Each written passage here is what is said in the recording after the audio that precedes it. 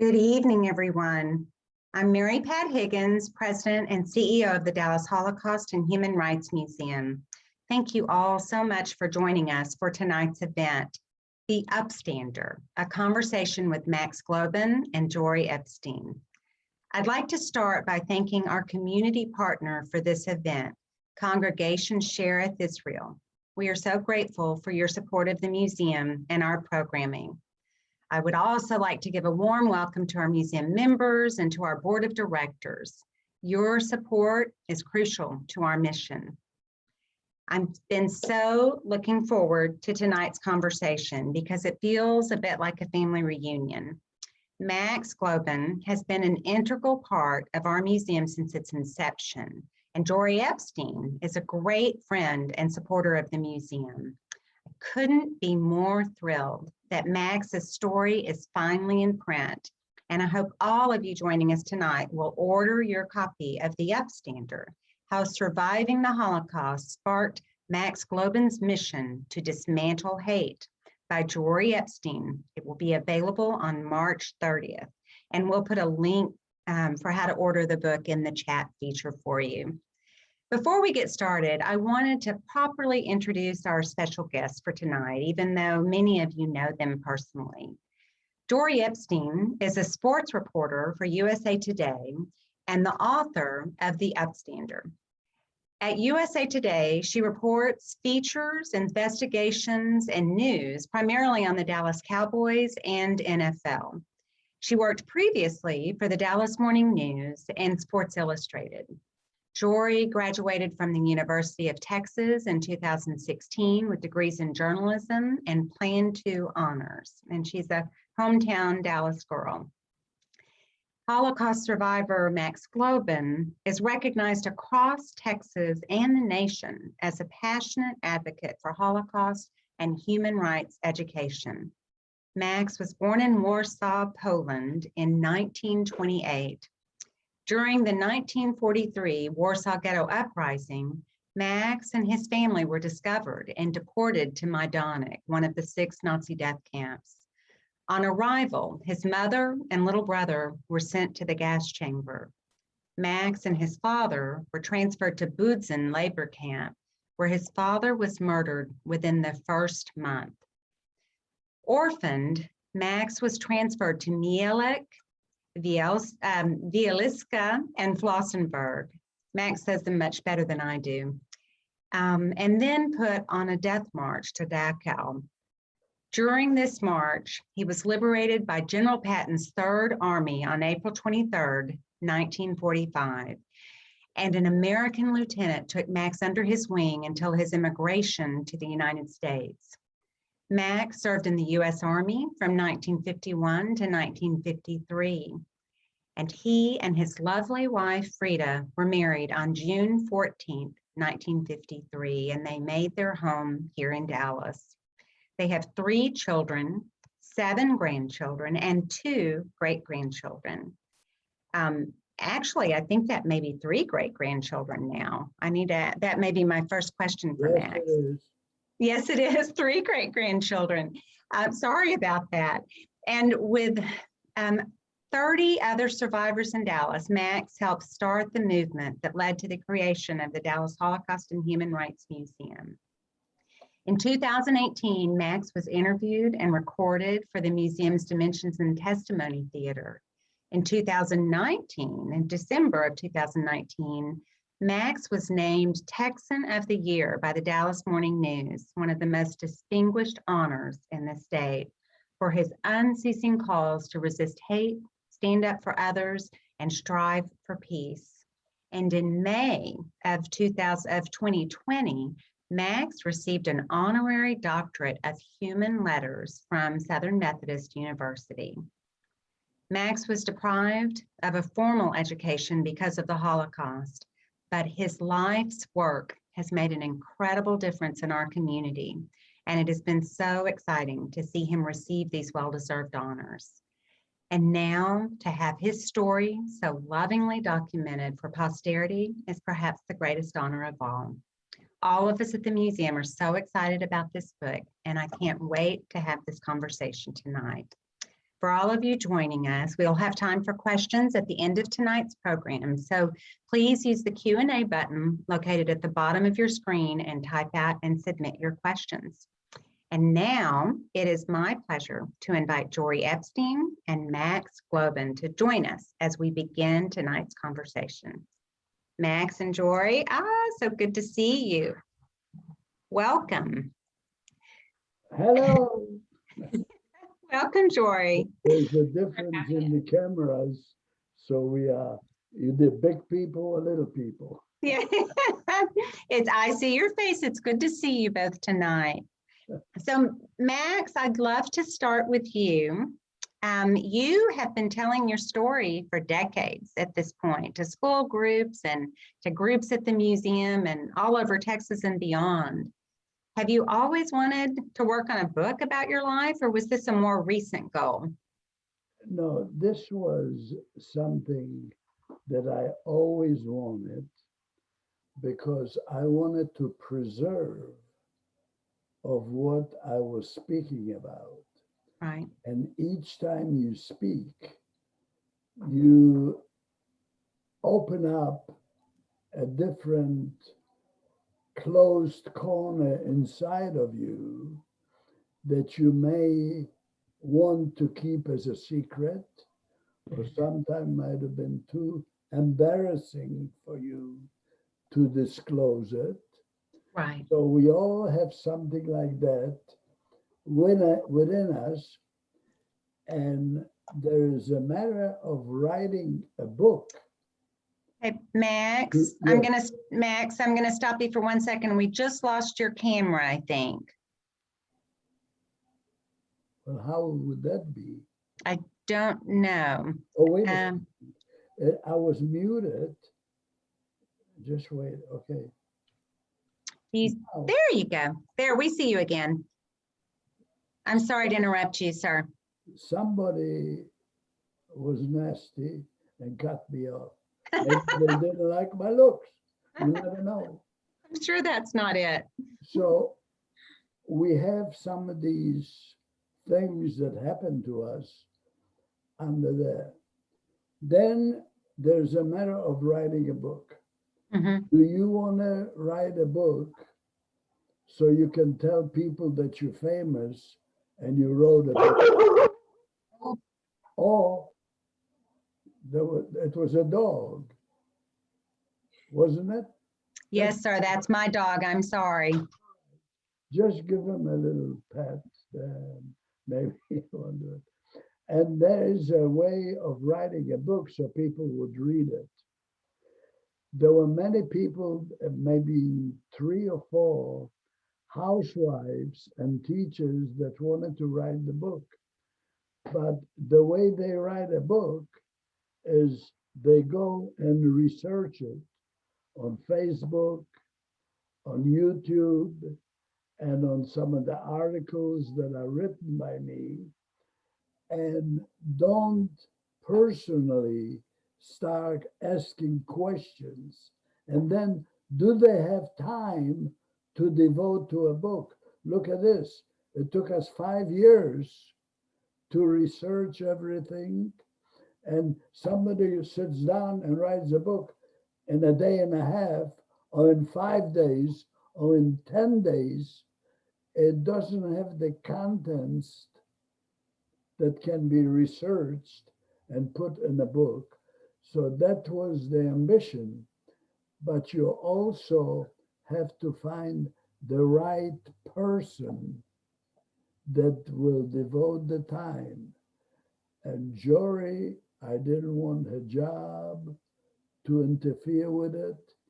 And you see, if you do something sincerely and the work of love rather than work, even the people that you worked for allowed her to keep her job and do what she was doing because they found that very important, so it would be a lesson for others. And that was the purpose of the book. I'm so glad you found the right person to write your book, Max. So Jory, tell us a little bit about your background and how did you first connect with Max? Because it's obvious that you two have quite the relationship, and we want to know how that formed. Absolutely. Max and I actually met when I was in high school on a program called March of the Living, which is a Holocaust education and remembrance program. So we traveled together to Poland, including to the Holocaust concentration camps, where Max really was able to, he was a witness to history and create witnesses out of my classmates and I. And I remember so vividly the last day that we were in Poland. We were at Majdanek, which was the camp that Max's family was deported to, and Max's mother and brother were killed there. And my classmates and I are sitting on this wooden floor of a barrack in Majdanek. Max is telling us a story about one of the ways he helped save his life. And at the end, almost offhand, says, "I'm not sure I've told anyone that before." And I think that was when it really clicked for me that maybe he hadn't told someone before, but I needed to make sure that we could tell that story again. So by no means when we were there and I was 17 years old were we talking about a book, but I think the imperative to ensure that Max's testimony and particularly his messages of love and resilience and positivity could be carried on. Because Max inspires so many, and I want that to be able to continue forever. The seed was planted for you, right? Absolutely. And you know, Max, what's amazing to me about when you tell your story is I learn something different every time. And so it's remarkable to now have a book where I don't have to worry that I've missed something. It's all there. So tell me, you two, how did you decide to start on this project? Jory, you were in Poland when you were 17, you went off to UT. When did you start talking about this? Literally the weekend after I moved back to Dallas that summer. Max and I connected at synagogue at Sheretz Israel, and he mentioned he had just received a fresh batch of documents from Germany because the Nazis, for all the horrible things they did, were very meticulous record keepers.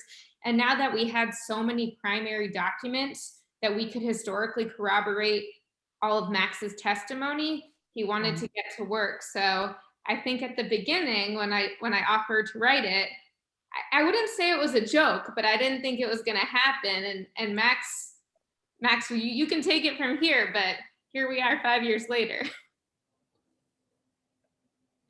And North Texas gave a doctorate to a person that came out for a 15-minute or a 30-minute interview. And there's a An oral history book. Oh, yes. Maybe 300 pages in North Texas, because the guy kept on coming back, coming back, coming back, and coming back. And this was one of the things that I gave to Jory. Oh, And treasure trove. You know, it's funny how some of these people that you were involved and saw what has flourished from all that. I interviewed Sunday with a young lady that's in charge in Germany for all the artifacts and all the things. And wow. She wrote an article last Sunday, right, Jory? You My goodness. And send it to me already. That's how fast she's doing. It's amazing. All over the world. And she's in charge of all the artifacts, and she's going to resend me some more. Terrific. Since the 45. So Max, when Jory presented this option to you, did you immediately know that it felt right for her to write your story, or how'd you feel? Well, when you talk to people and you associate yourself with them, there's an age difference between me and her. To say the least. After all the years that I've been on this earth, you can see what somebody is, maybe better than a psychiatrist or psychologist, and Jori's behavior. She is a member of a religion. She's an observer. Mhm. She's a believer. She's a sincere person. If I told her not to write something and I told her something, she hasn't written it and nobody else heard about it. Right. You understand? So you open up your book or you spill your beans so somebody else if might have had the same problem or maybe told the same lie that I said in the book that I told, or maybe that stole a piece of bread Right. to help a friend or Right. to share it with a friend, or picked up something in the store and walked out to save a life. And these things you keep inside, Right. you can expose it to somebody. And if you tell them not to write it, they wouldn't write it, but indicate that you saved a life. So it was her behavior that trusted me with telling her, and anything that I told in there also is related to what you're telling a story. Right. I tell it for an hour and I try to change it and I go in a different way. Once Yes. I'll be telling of how we marched to work and what I did at work and Right. how I was treating it and what I got to eat. Then on the other day, I say something else. But in an hour, you cannot express everything. That's right. And you don't want to create hate Yeah. while you're doing it. Right. So you hold back many things. I may go Mhm. to a spot where somebody got shot, but I will omit the shooting, Right. but I'll tell the happening. So, Jory, I'd love to know about the process of writing this book. How in the world did you collect all of these stories and synthesize it into a small book? Right. Yeah, I mean, I think it was really one of those things we had to take step by step. So, like Max said, thank God he had oral histories both through North Texas and through your museum.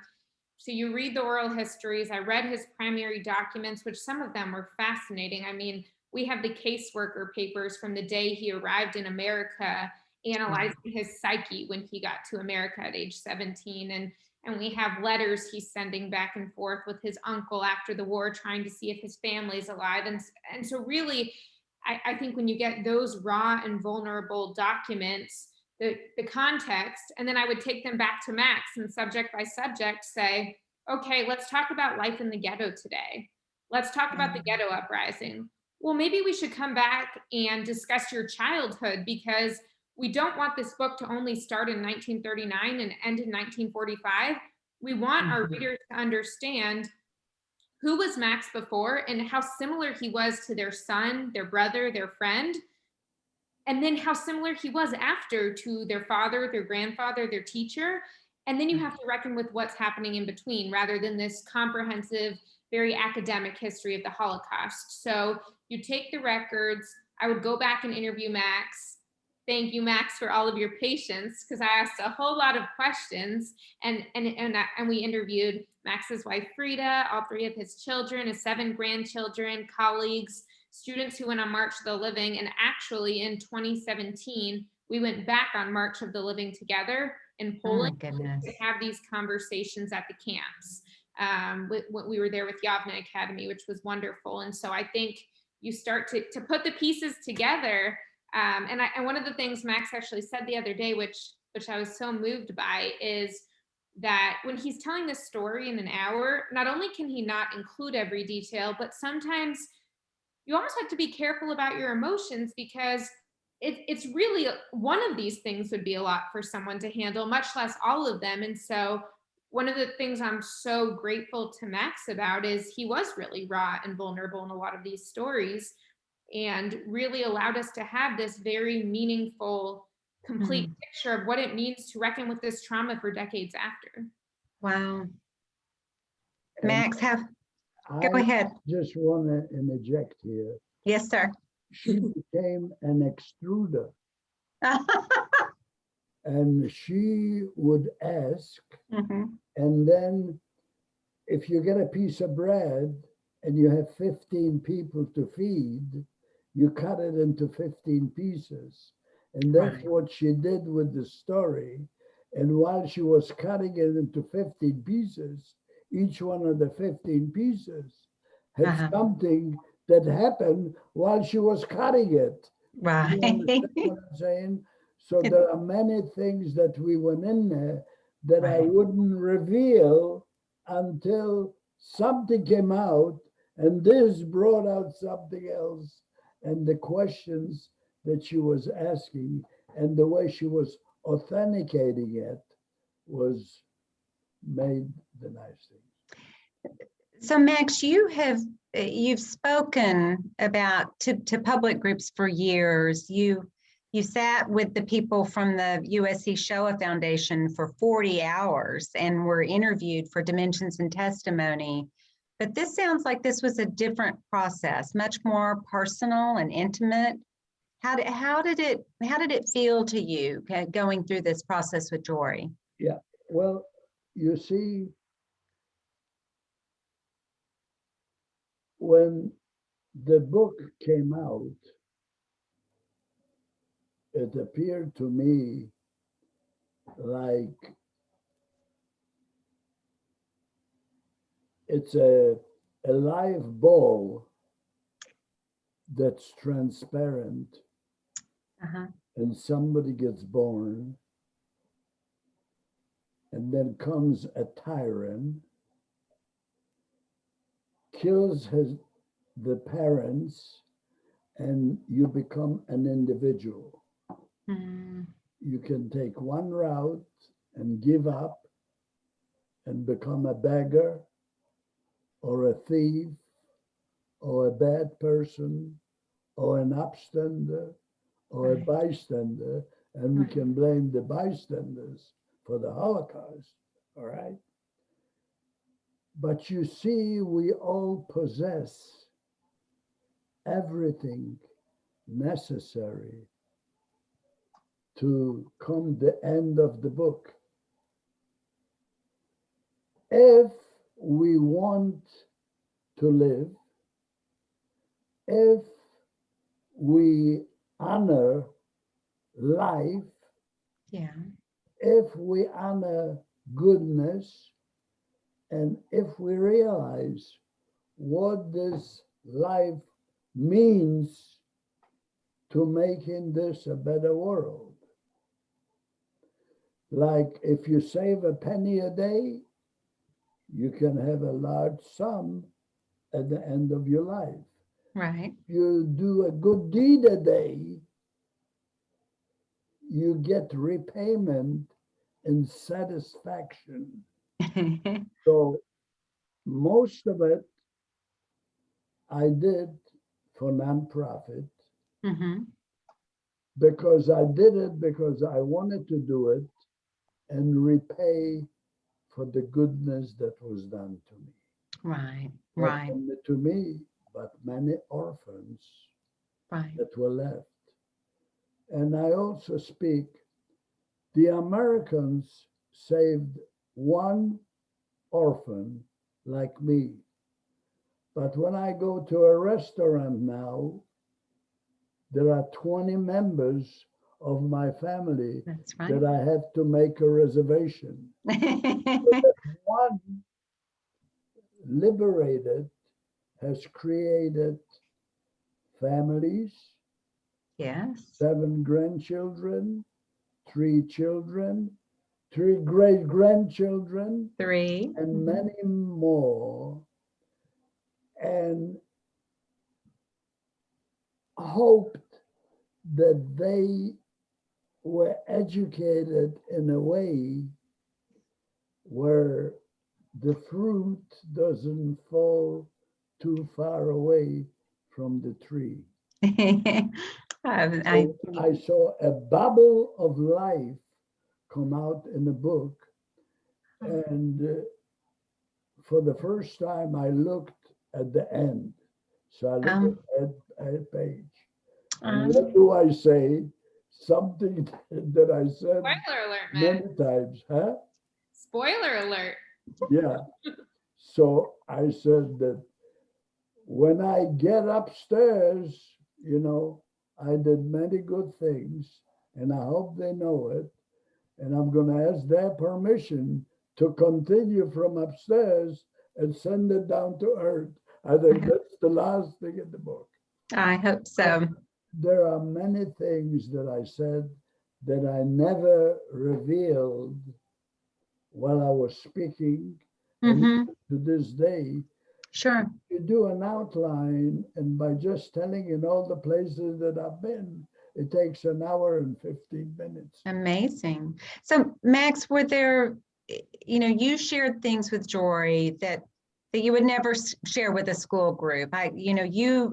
You do, you said earlier that you don't want to create hatred. And I think that's so important when you're speaking. You try to shield the students from some of the horrors you experienced. But when you were sharing all of this with Jory, were there any parts that were especially difficult to relive and Jory, were there times that you just went home and thought, I can't believe that now I'm responsible for writing this down and sharing it with the world?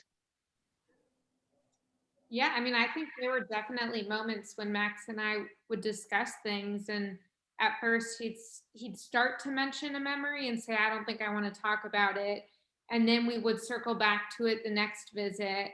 And I remember there was one where he kind of whispered it to me and said, but I don't want that going in the book. And then eventually, maybe a month or two later, he said, actually, I do want this, one of my most difficult memories, going in the book, because one, if I don't tell it now, I don't know if I will.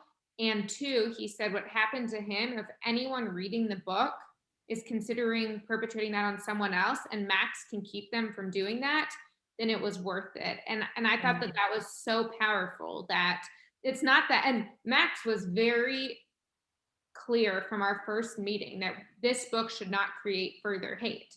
But I think that one of the things a book does that might be a little more difficult in a speech, particularly with certain audiences, is we can contextualize. And so we're not making things up, but we can explain what happened and explain his emotions and explain why he wants you to know this. Right. So there were definitely difficult moments, and also just difficult to really learn more about some of the things that are still difficult for him now. Because the same way that Max emotionally separates himself from some of it while he's speaking, I probably subconsciously did too while researching, just to be able to work through it. Sure. A storm comes to Dallas and Max is having flashbacks to the Warsaw Ghetto. I mean, that's what really hit me, because this is something he's experiencing now, and you might be able to move on from the Holocaust, and Max has done as well a job as anyone could of creating meaning out of loss and forging on and moving forward. But that doesn't mean that everything's perfect now, and that's okay. You know, what hurts is some of the things that are happening politically, you know, and I don't want to get political, but I would just say this.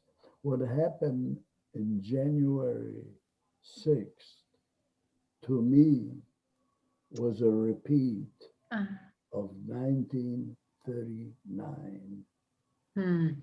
It's traumatic. And it eats on me.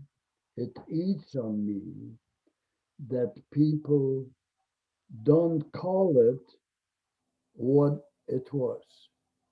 Right. It was an invasion on the United States.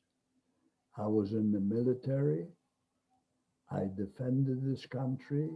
I was grateful that I was liberated. Do you understand what I do. Yes, sir. So the feeling inside of me Right.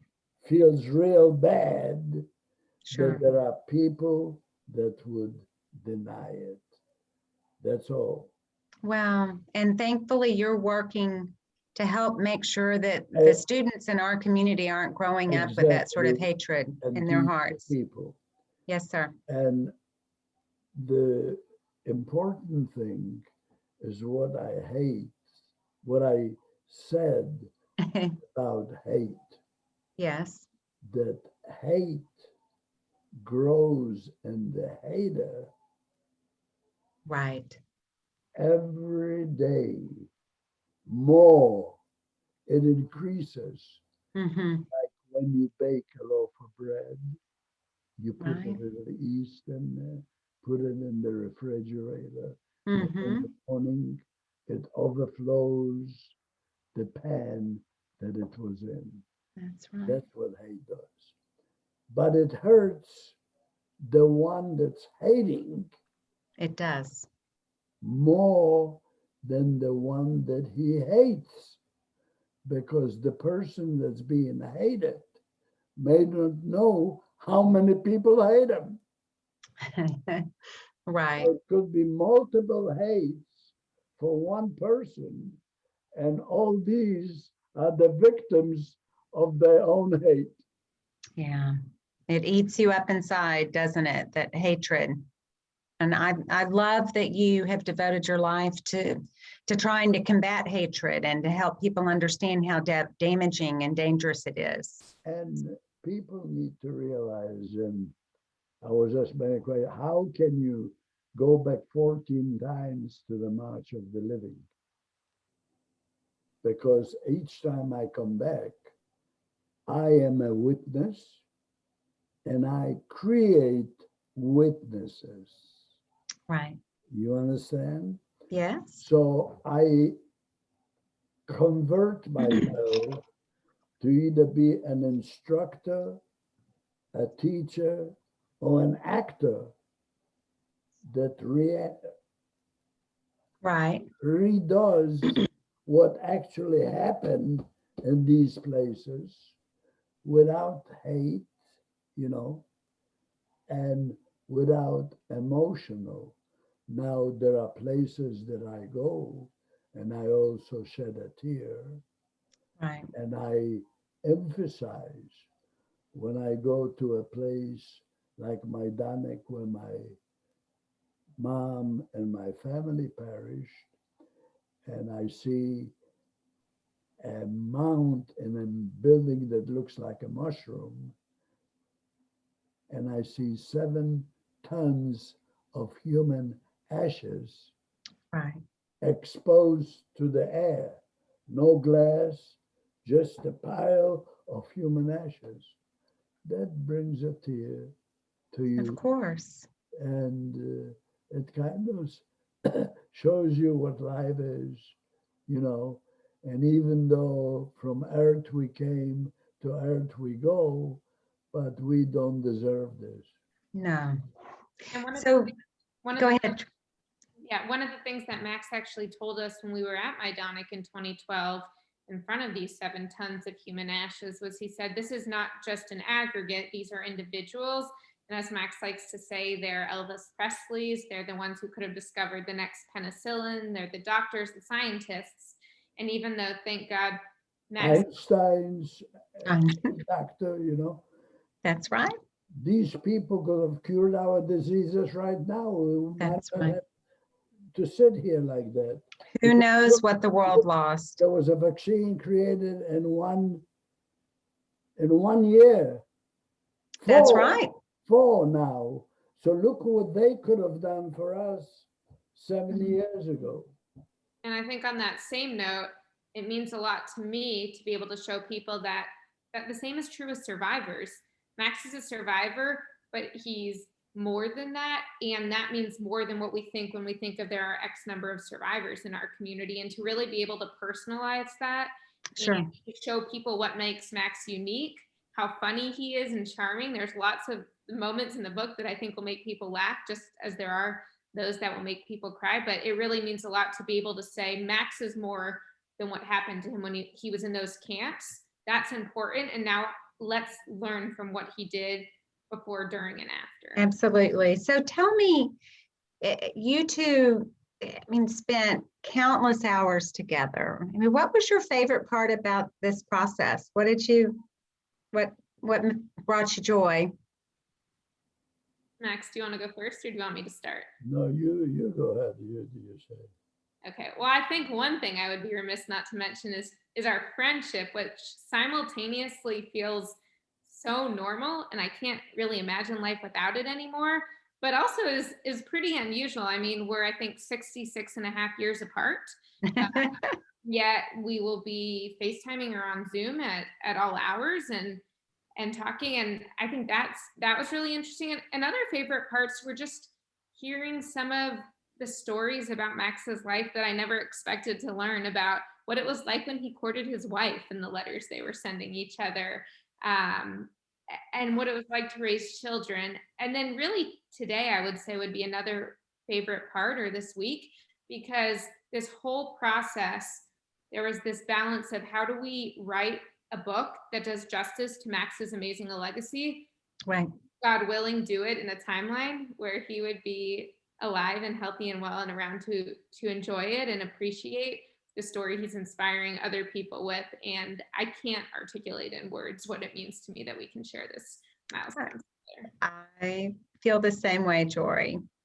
To know that people all over the world can buy the Upstander and learn about our Max is pretty amazing. And to add on to this, I always says, never, never, never, never, never, never give up. Right. And to find somebody that was 17 that took something under her, ability to write. Yes. And not to give up and work for one company, then get an offer with another company, and the other company says, you have the job, but you continue. And she kept on and kept on and kept on until finish. And it was hard to find a publisher. Right. And there was a person that said that they would sponsor it, but we didn't. And they wanted it to be real fast and do it right there. And we said, no, we Right. want a book that will be read with less than 200 and some pages, that you don't put it away and try to wait to finish it. Right. Start it and you finish it. And it would be a book that people would want to read, easy to read, and everything authenticated, maybe with a couple of mistakes in the typing, but that will be corrected. Well, it has been, I've been on this journey with both of you too, watching you do this and looking for publishers and really, working through that process and how to get it printed. And it's just amazing. She never gave up.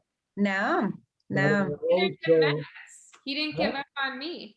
That's right. In the museum, you and Mary. But also, I am a person that allows the person to do, so I gave her a free hand, I told her, don't worry about making a mistake or whatever, but it turned out to be very good. So Max, I wish you've been doing this through the whole conversation, but, just share, I love that the title of your book is How Surviving the Holocaust Sparked Your Mission to Dismantle Hate. Can you talk about why that mission is so important to you? And it's been important to you for decades now.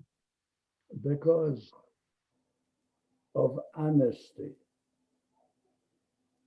of being honest with yourself. How many times did you vote for somebody or did something and found somebody that didn't like it? Right. When you start talking to them and you realize that they don't like it, you says, I better not talk about what I want. Let me join them and what they like, so we wouldn't get in a fist fight or anything that causes either anti-Semitism Mm-hmm. or hatred Right. or lose friendship. So an upstander is a person that's not afraid to tell the truth, even to a person that is bullying them. Mm. And I said this many times, you can blame the bystanders for the Holocaust.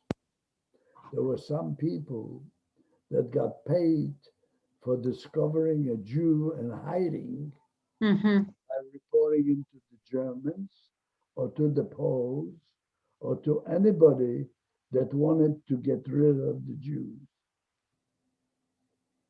And when you, or when somebody asks me about the museum, what do you think about the museum? Do you remember what I said in plain old language? I I want to do. be like a car wash. Right. You're a person that's you have a bystander in you and you have an upstander in you. I want them to go in by by both things into the museum and see what one can do to another, because one-on-one we angels put us in a group and we become a mob, or like Right. we became a few weeks ago. Right. Right. So now you go to the museum and you see some goodness and you see how bad you can be.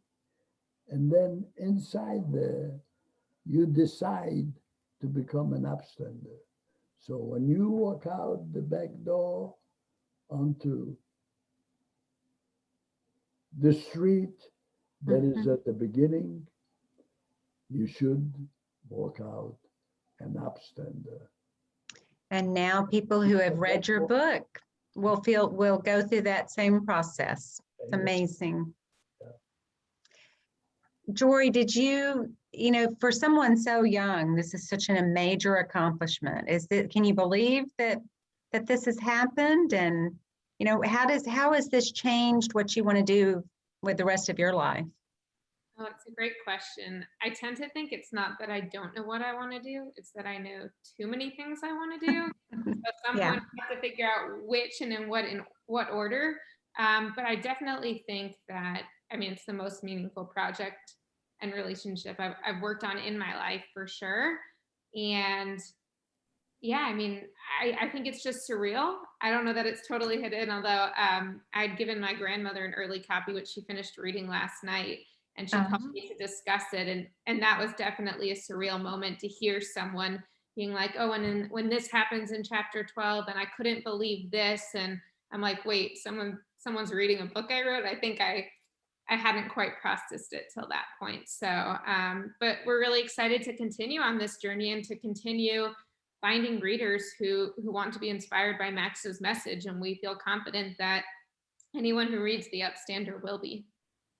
Wow, I'm so proud of both of you. And I just, Jori, this may be one of the most meaningful things that ever happens in your life. And what a gift to have this happen so early. You have a bright future ahead of you. And Max, I just am so happy that, I hope that this is the New York Times bestseller and that people all over the country read about you and can learn about you, and that car wash effect happens to thousands and thousands of people having read your story. You're Thank an you. inspiration to all of Thank us. you very much. And I appreciate what everybody is doing.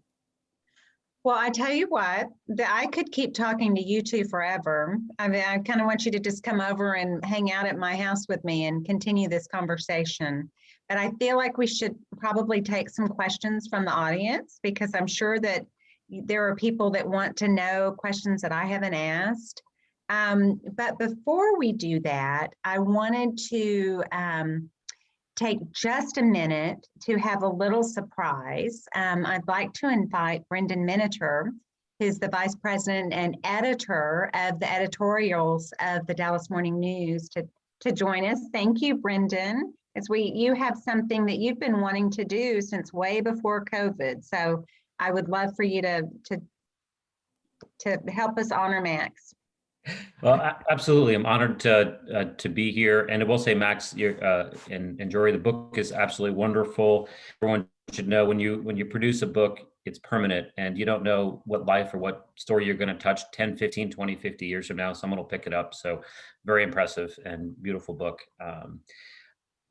Every year, the Dallas Morning News honors somebody with a Texan of the Year designation. We've had a sitting president so honored. We've had a former first lady. This most recent person was Melinda Gates. And in 2019, it was Max Glauben. And we wanted to have a dinner honoring him, but the pandemic came in on us before we could do that. So I wanted to take the opportunity here and just say a couple words about why we picked Max, and why, Max, truthfully, you're just an impressive Texan and an impressive person in general. I'll just say a couple of things. One, I think it's clear to everybody on this call tonight that evil exists in the world, and Max certainly confronted that and defeated it. I would just say very quickly in three big ways. One of which is he survived and came through it. Another is his family. So Max, you're going to live on, because your family survives as well. So that's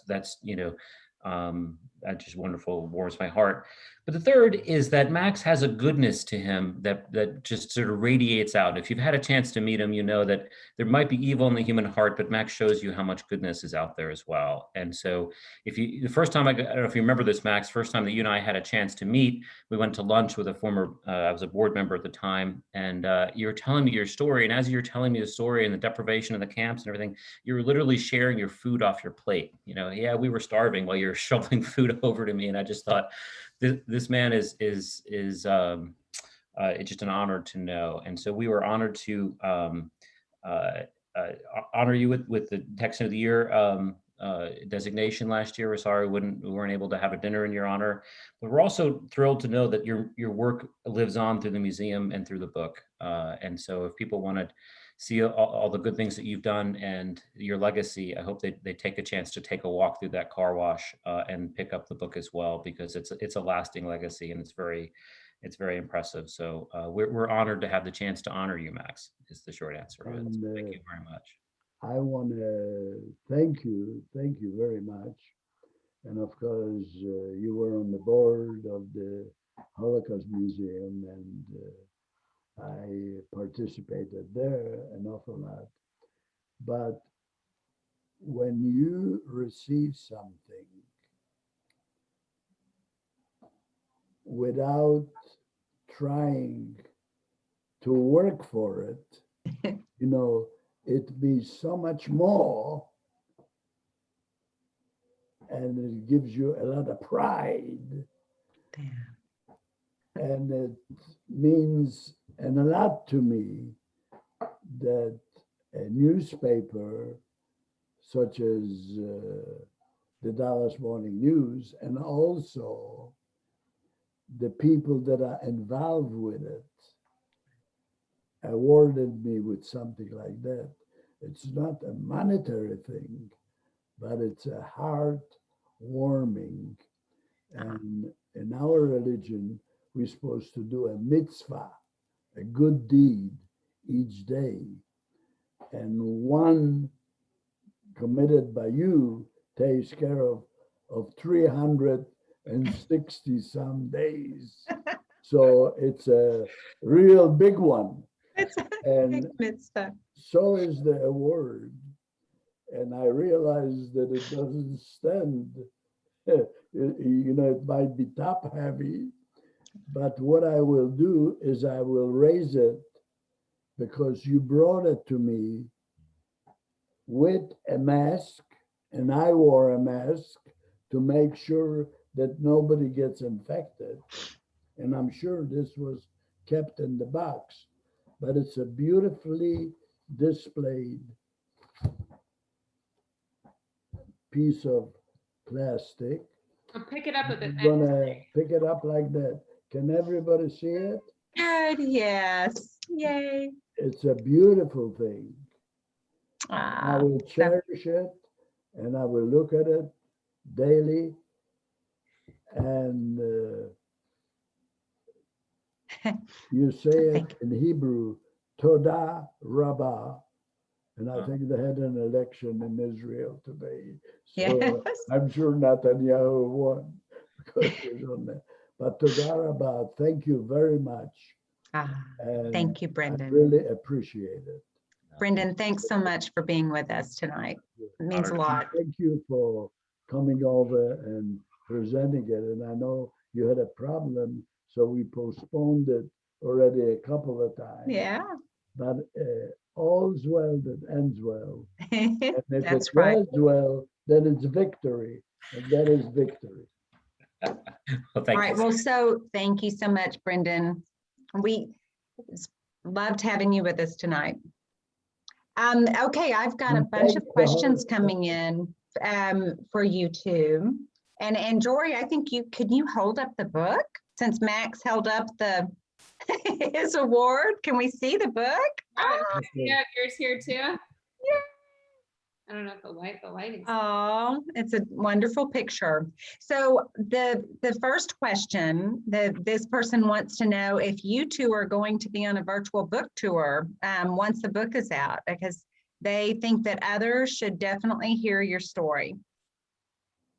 Well, thank you. And we would love that. We do have some other events in the work, although we're really excited that we were able to kick off this debut at the Holocaust Museum in Dallas. So thank you, Mary Pat. But we do have some events coming up, and we look forward to getting even more on the calendar because we really want to make sure that we can do what we can to the work is not done, even though the book is becoming released. We want people. And That's we really right. in people's hands now, yeah. But I'm thinking the Today Show or something, right? We need to work on that. Get it on. Get us on there. Surely someone watching tonight can help with that. And there is something in Washington, D.C. that I am going to speak. There's about 36 attorneys. Oh, The national thing about the Holocaust, yes. and also some of the chapters of the Jewish fraternity, Mhm. isn't it, Jori? Yes, I think it's a federal government program that you're speaking at. Yeah. Good. And, Maybe. there are some chapters that are buying 50 books. True. And we'll Cool. take So as Max, the next question, someone wants to know, is there anything you want to do in your life that you haven't done yet? This was a big thing and now you've done it. Well, continue doing it. And if my health, allows, because you never know, I wanted to go to Israel and see my family again, but this may not be possible because Frida doesn't want to go, and maybe we'll omit it, but we have such a thing as Facebook. And I see him all the time on Facebook and being packed away during the bad health deal, and I don't want to mention it by name because it doesn't do anybody any good. So, but I'm satisfied to keep on doing Zoom and still educating people and then telling my story. And now through the book and the hologram. When I was asked about the hologram, can you imagine that I will live forever? No, You know, it's because amazing. anybody can walk in there and answer a question from a Holocaust survivor. So Right. I've accomplished the book, and I have a DVD also, Right. that I have. So I left enough materials that somebody can pick it up 10 years from now, 50 years from now, and maybe get a glimpse of how badly we sometimes can treat each other, That's right. and maybe That's right. make him a better person and make this a better world. It's an amazing legacy. Jori, this question's for you. Did you always know you wanted to write? And are you thinking about doing another book? I did always like writing from the time I was little. I think I would, my little rainbow notebooks when I was 7 or 8 years old, try and write a book. And then I said, okay, well, a book seems a little overwhelming. Maybe I'll stick to journalism for a while, which I've done. And then here Max and I are, and I think we treated this like a series of articles, and how do you tie them together and create a thematic string throughout. So I don't anticipate it being my last book. I'm not sure what my next one will be right now.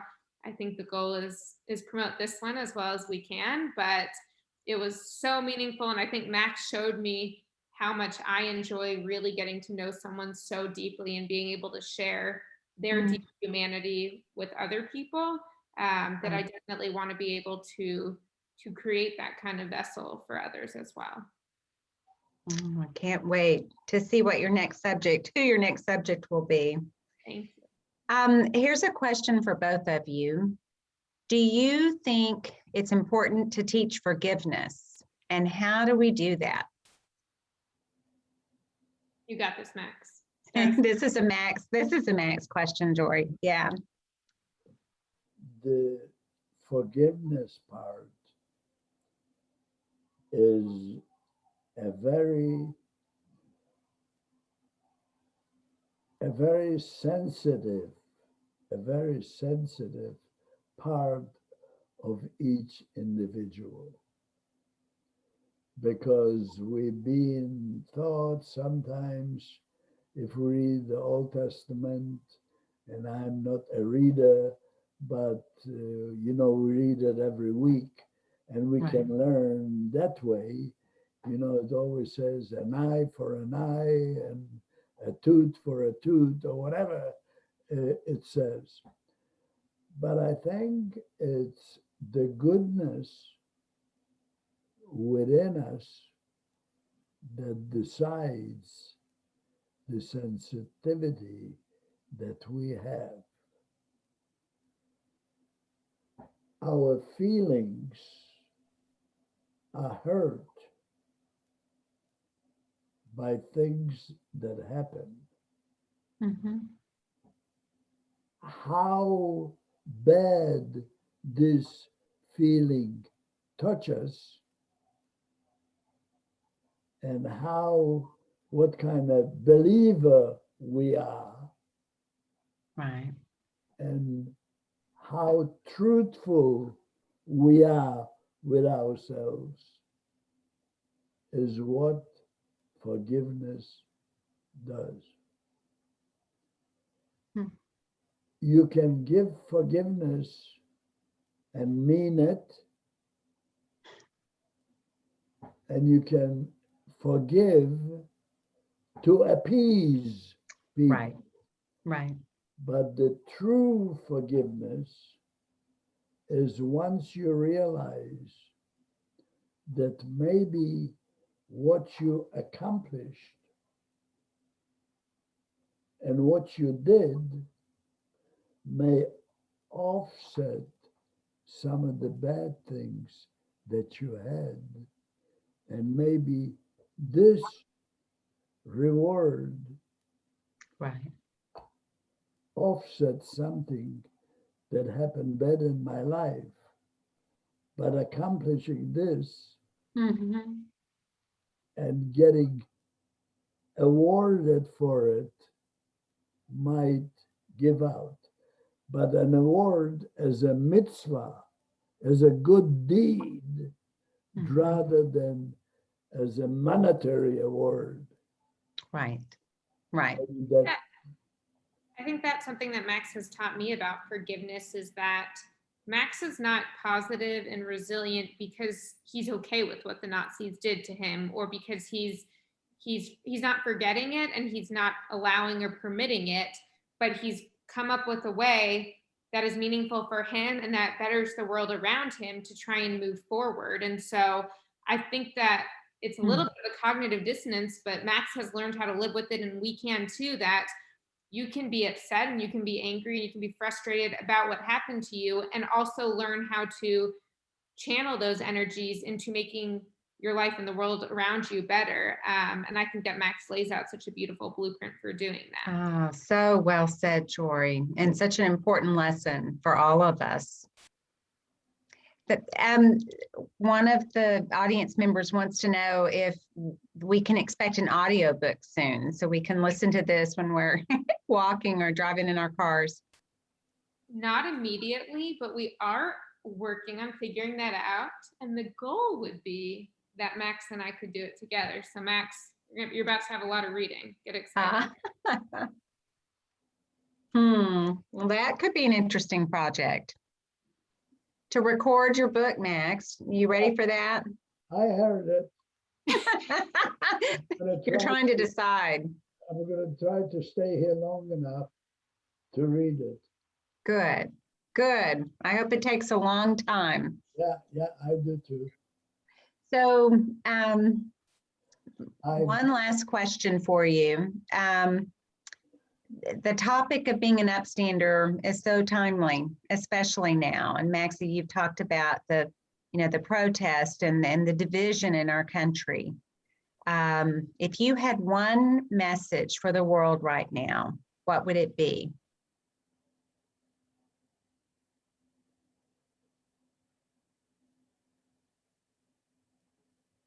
Before you believe anything, investigate. Mm-hmm. When you vote for somebody to do what our Constitution says, we the people, see who you're voting for. Go to some of the rallies, find out what they believe in, and when you vote for him, make sure that he represents you. But mainly that he is a person of belief and a truthful person. Because somebody that does not tell the truth can tell it long enough that some people believe it. Right. And the ones that believe it should investigate it. And they have on TV, we investigate factual things. Mm-hmm. So something is true or something is a lie. We cannot live a lie. Right. This world and democracies live on we the people and the truth. And the truth. Well, oh my goodness. Jori, if you could think of one thing that Max has taught you, that would help change the world right now, what would it be? Well, there's so much, but really I just think that his ability to transform his pain into purpose and turn that adversity into a source of strength is such a powerful message, because there are a lot of challenges around us right now, but I think Max shows us that we have the strength we might not realize we have to overcome them. And one of my favorite lines of the book is when someone said, it's not that Max was superhuman when he did this, it was just that he was so deeply human. And if we really tap into that, we too can create a better world for ourselves and everyone around us. I have a couple of things. I've noticed that we have 171 participants, Yes, sir.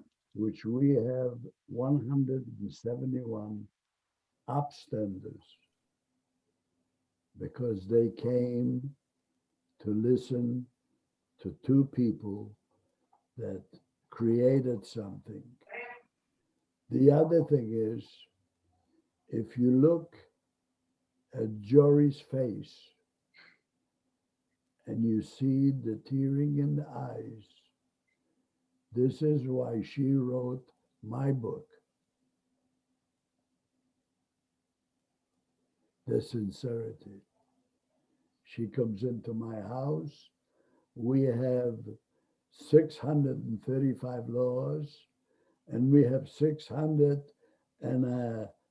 1,000 blessings.